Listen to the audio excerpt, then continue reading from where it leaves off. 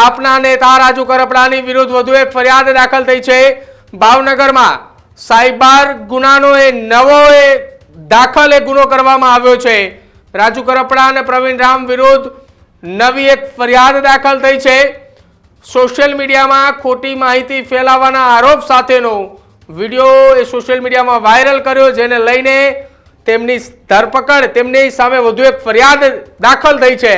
જેલને બદનામ કરવાના કાવતરા હેઠળ વિડીયો બનાવવાનો આરોપ જેલરનો છે। ફરિયાદની અંદર ઉલ્લેખ કરાયો છે 20 ઓક્ટોબરથી 1 નવેમ્બરની વચ્ચે ફેલાયેલી પોસ્ટ સંપૂર્ણ રીતે ખોટી હોવાની વાત તેમના દ્વારા કરવામાં આવી રહી છે। ભાવનગર ન્યાય મંદિર પોલીસ સ્ટેશને નોંધાવેલી આ ફરિયાદ નોંધાવાયેલી છે।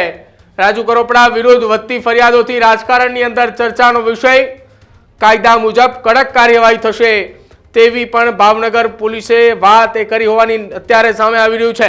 ભાવનગરની અંદર વધુ એક ગુનો આમ આદમી પાર્ટીના નેતા રાજુ કરપડા વિરુદ્ધ દાખલ થઈ ચૂક્યો છે, જ્યાં કડક કાર્યવાહીની વાત જે છે તે સામે આવી રહી છે।